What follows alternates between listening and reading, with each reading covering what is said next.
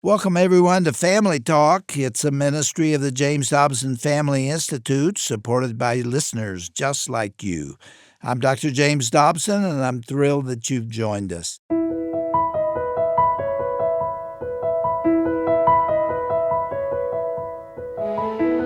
Well, welcome to Family Talk. I'm Roger Marsh, and if you are raising a teenager right now, you already know this. But the child who once hung on your every word now seems to be living on a different planet. The eye rolls, the push for independence, the moments that leave you wondering, what happened to my sweet kid and who is this person who's inhabited their body? Well, on today's edition of Dr. James Dobson's Family Talk, we are continuing a conversation Dr. Dobson had with authors Shaunti Feldhahn and Lisa Rice. On our last program, they explored the major areas of conflict between parents and teens, over responsibility, accountability, and freedom. On today's Family Talk broadcast, they'll dig into some surprising research about what your kids actually think, but would never tell you, at least not to your face. From questions about faith to those dreaded words, I hate you. This discussion is packed with wisdom for every parent. So here now to introduce today's conversation is Dr. James Dobson here on Family Talk, opening with a rather surprising revelation. Shirley and I'm not embarrassed to say this, we're both virgins when we got married. And the reason was not because I was scared of mom and dad. It was because God was in that car with me, and I knew it. And I knew someday I would stand before him. And I knew that he was holding me accountable. And that's what kept me from doing wrong things. And you know what? I want to give parents right here a tool in realizing something when they're talking to their kids. Because when we did the survey, we were doing a nationally representative survey. This was not just Christian kids, but 2/3 of the kids. And I don't even think this really made it into the book. There was so much we had to cut out. But I think it was something like 2/3 of the kids said, even if they don't go to church, even if that's not part of sort of their daily life, they think about whether there's a God in heaven that is watching what they do in secret. Yeah. And that is something that a parent can use, that if even unchurched kids think that way, how much more do the kids who know that from personal experience, that's a parent can use that and not be afraid of it. Really, one of the things that the kids themselves advised, which I thought was terrific, was we had several kids that said, mom and dad really, they need to not focus so much on just what's wrong versus right. They need to focus on helping us want to do the right things and praying for our hearts to be molded in that way and to focus on maybe what's wrong versus wise. And help a kid say, is that wise? Is that something that is wise in the sight of God? How is that going to affect you? And they actually do take that and think about it. Absolutely. And you can praise the good things that they're doing and say, wow, I saw how you handled that freedom really well. I bet God's going to be able to trust you with a lot. I wonder what he has for you in the future, and turn it into the positive. And here's a little more freedom. As a matter of fact, let me tell you how my mother did it. She used Bible studies to do it. And I remember she sat me down one day and we read the story of Samson. This was fairly early on in my life. And you know how the story flows, and he got in great trouble, and they put out his eyesight and went into slavery. And at the end of his life, God forgave him. But my mother pointed out he never got his eyesight back. There are consequences to sin. And if you sin, God is faithful. He loves you. He will forgive you. But there will be a stain on your life. There will be consequences.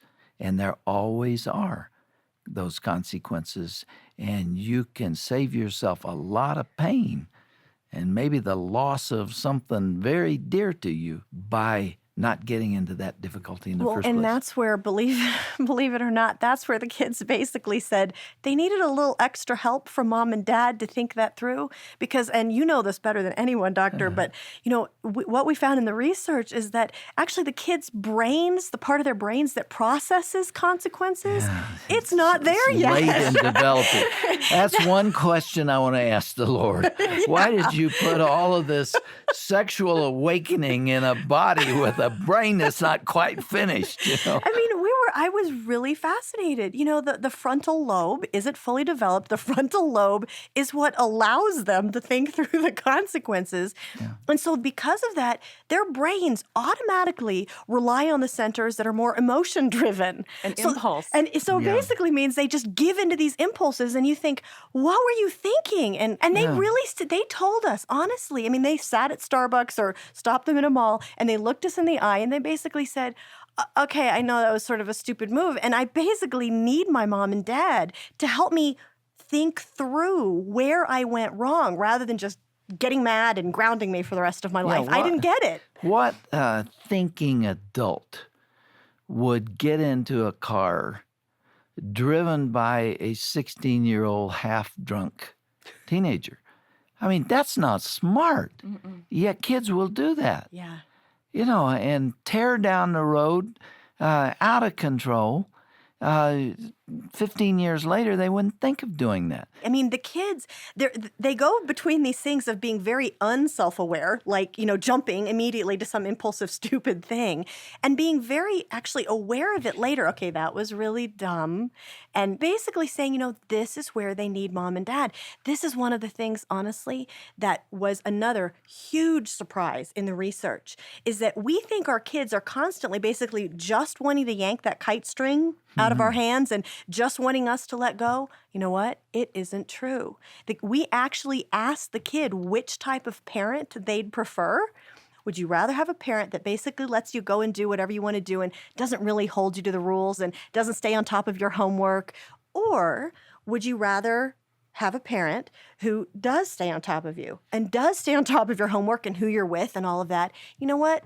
3 out of 4 kids said, okay, I may not ever admit it to my mom and dad, but I want that take charge parent. Yeah, that's very encouraging. You see that in divorced parents where one parent is very, very permissive and just allows the kid to do anything he wants to, and the other parent is really trying to do what's right and hold the line and teach and discipline and train and all of that. And the youngster will often choose the tougher of the two parents. They'll try the other one for about 3 months and then come running back. It doesn't always work that way, but it does. Well, we were amazed. I mean, all of your parenting books say parents need to be the take charge parent. This is your job. Right. But we were amazed that the kids actually agreed with this. I mean, they'll never admit it. This is sort of a secret thing. We're blowing their cover here. But you know what? Moms and dads need to know that is good ammunition to be aware that secretly inside, they are wanting you to take the reins. There is another subject I want to make sure we get a chance to talk about. I really appreciated what you had to say about anger, parental anger in the book, because it is possible to deal even with very frustrating, rebellious behavior firmly, but without blowing up. Kids hate to have you blow up at them, even if they're out of control. There's got to be a parent here in this relationship. You can't both be adolescents. And it came out, didn't it? That the questions that you asked the youngsters, they said they did not like to be yelled at. That's true. And so many of them, Dr. Dobson, while we were talking, would say, well, I would tell them that, but they'll freak out. Or I tried to talk to them, but they freaked out. And so we thought, well, let's figure out what freaking out really means. So the next several focus groups, we said, guys, what is freaking out? And basically what we found out is that it's any negative or even positive overt display of emotion. Parents are really not allowed to do that. You have to be kind of level. Yeah. They're allowed to freak out, but they we're are. not. Right, Yeah. they're all over the board. But a parent is not allowed, really, to have. Did the issue of the mother-daughter thing come out? The two women in the kitchen kind of thing. I don't know if you all discovered that, but I mean, it is real. That there is conflict that occurs with boys, but a mother and daughter can have cat fights. And I mean, it can get very destructive at times. Did any of the girls talk about that conflict with their mothers? Actually, yes, that did come up. In the chapter that we wrote about attitude adjustment, we call it, about the different ways that boys and girls are wired. We found that the girls, when they're feeling really insecure, the number one thing that you'll see is lippiness. You Yes. know, fine. They'll Yeah. answer fine, or I got it. You know what? This is one of these areas that it opened my eyes to something I had never known, where there's actually a developmental shift that's having to happen here, where, you know, that little girl who wanted to dress just like you, which is, of course, where my daughter is right now. She loves nothing more than if we walk out of the bedroom and we're both wearing black pants and a pink shirt. I mean, she's like in heaven, you know, and I'm sure that's going to change because there comes this point at about age 12-ish, 13, where it's almost like a switch flips and they go into a different developmental stage. And their whole life before then has been sort of looking at mom and dad and saying, you know, what is it like to be a woman? What's it like to be a man? What do my parents think about this or that? And suddenly, they're no longer thinking, what is it like to be mom and dad? Who are mom and dad? They're thinking, who am I? And it's almost, some of the kids described it, it's almost like they've been born again. They've popped out of the womb again at 13, and they're kind of like, who am I? They've sort of woken up to the fact that they're their own person. Yeah. And from then on, for the next few years, they're in this quest to try to figure out who I am. And it drives them absolutely nuts when mom and dad seem to not get that they're a different person than the one who lived there a few years before. And don't have a clue as to what's going on in school.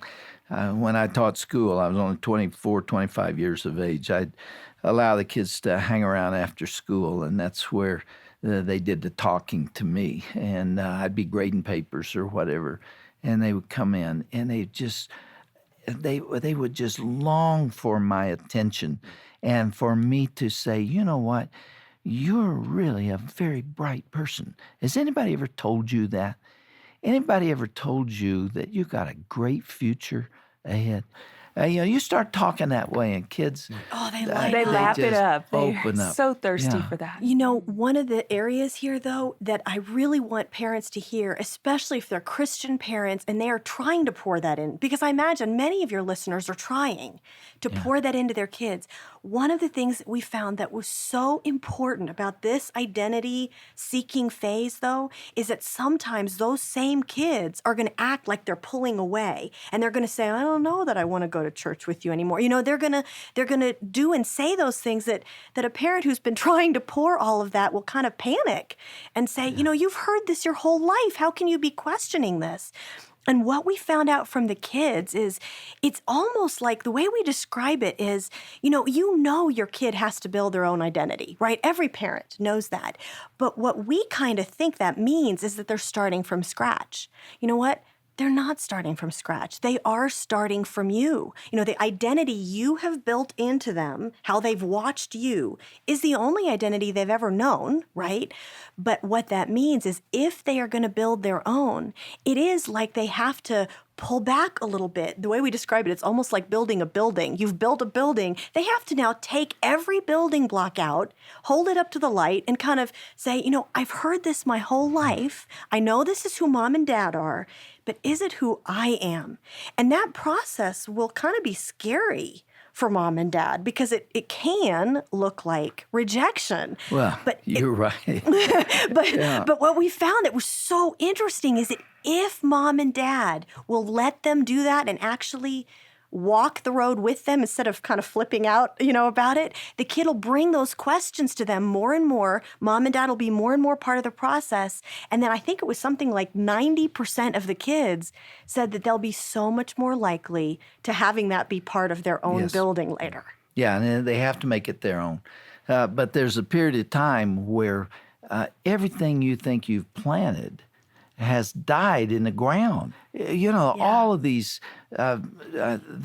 manners that you taught, and all of these social graces that made such sense when your kids were younger, and even some of your theological understandings, for a period of time, look like they're not going to come up, and there's nothing but dry ground there. And then a few years go by, and you see this little green shoot, And then it turns out that the youngster is a whole lot more like you than you ever believed would be. Is that the way you found it? That's exactly it. That exact thing happened in our own home. One of my daughters came up to me. I'd said, look, I'll pray for you about that situation. And she said, and it was kind of to test me, I think, but it was also, kind of how she was feeling. She said, Mom, I'm not sure I believe how you and Dad do anymore. I'm not sure I believe that God answers specific prayers like that. I don't know that I've seen that. And everything in me wanted to go, what? You know how you were raised? There's a wonderful God. He answers prayer. I started to freak out. But, you stayed cool. Again, because we were doing this research and I knew that I couldn't freak out, I took a step back and I said, okay, well, I see that you're questioning your faith. That's good. Why don't you journal a little bit about these things and let me know what you come up with? Yeah. And then I went in my room and screamed. But it wasn't just a couple months later that this same daughter came in the house, and I had to stay home from church one Sunday morning, and she came in after church and she said, boy, did you miss it. She said, the pastor was so amazing. He touched on 4 major things that are happening in my life and read my mail, and you missed it. And I just went, this is the same girl. And she said, God is really showing me these things. That's right. Yeah. God has shown me this, this, and this. So God clearly, she had internalized it. And the thing that I was so interested in, since my kids are younger, and I'm like watching everything. Lisa is the guinea pig. She's going through everything out of me. And I'm watching this going, what's so important for me is to recognize when my kids get to that point when they start questioning, because what we heard from the kids is that if the mom does do what Lisa stopped herself from doing, if she says, you've heard this your whole life, or get in the car, we're going to church together, or handles it in that way, the kid is still going to question it, but they're going to question it without raising it with you next time. Keep it inside. Yeah. Yeah, in that situation, Lisa, I think it's good to say, you know what? If God is who I know him to be and who I'm absolutely convinced he is, he's not threatened at all by your question. And he will reveal himself to you if you'll just listen. You'll find out exactly who he is, and you'll also find out through your prayers that he answers them. But I'm going to give you time to discover that on your own. I think it's just very important not to be threatened by that, because the moment you are, you shut it down. That's right. I found that God is supremely confident in his own ability to handle his own reputation. Yeah, that's right. We have to get in and save it at times. What do you say to a youngster that says, I hate you? You know what the good thing we found out about it is, even the kids that admit that they would be lippy to their parents and or mouth say, off to I their hate parents, you. or literally say, I hate you and despise you. We found out the coolest thing. The last survey question we asked these kids is, if you found out that it's your last day on earth with your parents, what would you most want to tell them? The huge majority of kids, almost 100%. out of hundreds of kids throughout the nation, we were literally crying as we saw this come in over our computer. They said, I would want to let them know how much I love them. And how sorry I am for all the rotten things I've ever done. And how much I want to be just like them when I grow up. And these are the that's same great. kids. We cross-referenced, honestly, there goes the analyst mode. We cross-referenced the same kids who admitted that they would have said, I hate you, to their mom or their dad, or feel I despise you, or, those same kids were the ones who were saying, I would most want to tell mom and dad I love you, and I'm so sorry I've been such a brat. It was really powerful to know that no matter what they say, the vast majority of kids really do feel that way. So wait a day. I think a good answer when that occurs, and it does occur, is not to blow up, not to get mad, but to say rather seriously, that is very hurtful. That really is hurtful. And that's why you will never, ever hear me say that to you. I don't care what conflict we're in. There will never be a moment when I will say that to you, because that would wound you deep down inside. And because I love you, it also wounds me. And so I don't want you to do that anymore. I find that kids can I like that. relate to that or respond to that. They need to know that they've sent a dagger and how that feels, don't they? Yeah. Another one is you don't trust me. You ever hear that? Oh, yeah. You don't trust me. hear that a lot. Yeah, right. I We can't basically- wait to get out of here. These are things thrown at you to throw you off balance. That's the reason for it, is for you to reel backwards and then they have the high ground. And you don't let it succeed with Well, you. we found, what the kids advised us to say? The kids themselves said, if a kid says, you don't trust me, basically, you can say, you know what? That's not the point. The point isn't whether I trust you or not. Does a Secret Service agent need to trust the person under their care? No, their job is to help protect them, regardless. And I do trust that you want to do the right thing, but I don't always trust the hormone raging version of you. So I'm going to protect you. Right. Well, it's a pleasure talking to you all. The title of the book is For Parents Only, Getting Inside the Head of Your Kid. We've done that to a degree today, and this book does it to a greater degree. There's a lot of very practical stuff in here. Lisa, it's good to have you on the program, Thank you so much for having me. and we will invite you back. You're continuing to write. Absolutely. Well, blessings to you all. I want to say to our listeners with teenagers out there, we haven't answered all the questions. We couldn't do that in 10 years. But if there are specific questions that parents have of any age group, I hope they'll write and ask those questions. We've got a team here that will provide the information we have. We don't have all the answers. We got some of them. We'll share them with you. And that's what we try to do here, is to put an arm around individual family members out there, singles, anyone who has a need. You call us and you'll find you've got friends here. And I think these programs that we've done on the teen years here have been helpful to people. And if our listeners have found it that way, I hope they will write and tell us so. Again, thank you, ladies, for being with us. Keep writing. Thanks. Thank Appreciate you, that. Dr. Dobson.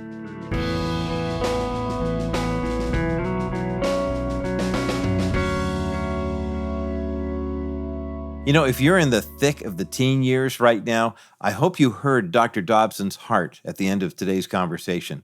You are not alone in this, and you've got friends who want to walk alongside you as well. You're listening to Dr. James Dobson's Family Talk, and on today's program, we heard Dr. Dobson's conversation with Shaunti Feldhahn and Lisa Rice. Fascinating conversation based on Shaunti and Lisa's book called For Parents Only, Getting Inside the Head of Your Kid. To hear today's program again or to share it with someone you love, and for more information on that book, go to jdfi.net. That's jdfi.net. And if you're the parent or a grandparent of a teenager, I want to tell you about an exciting opportunity happening for them right now. The Dr. James Dobson Family Institute is hosting a national essay contest for middle school and high school students. As America nears our 250th birthday, if you can believe that, we are asking students to reflect on faith's role in our nation's founding, and then asking them how God is calling them to carry these principles forward into the future. Now, you can learn more about this exciting contest when you go to jdfi.net, or you can just go directly to our website for the contest itself, and that's drjamesdobson.org/USA250. drjamesdobson.org/USA250.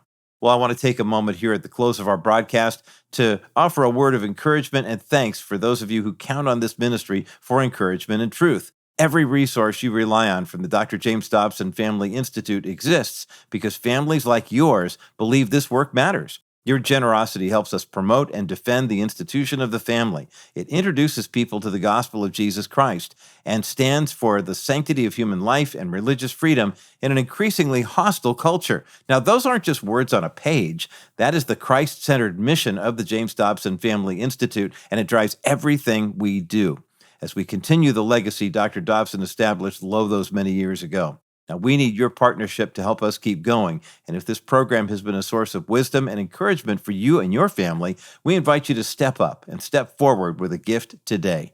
You can make a secure donation online at jdfi.net. You can send a donation through the mail when you write to us. Our ministry mailing address is Dr. James Dobson's Family Talk, P.O. Box 39,000, Colorado Springs, Colorado, the zip code 80949. Once again, our ministry mailing address is Dr. James Dobson's Family Talk, or just use the initials JDFI for short. P.O. Box 39000, Colorado Springs, Colorado 80949. Now, you can always reach a member of our constituent care team when you call 877-732-6825. The ladies there will be happy to answer your questions and help you with any need that you have from us here at the JDFI. So call 877-732-6825. Well, I'm Roger Marsh, and on behalf of all of us here at Family Talk and the Dr. James Dobson Family Institute, thanks so much for listening today. Be sure to join us again next time right here for another edition of Dr. James Dobson's Family Talk, the voice you trust for the family you love.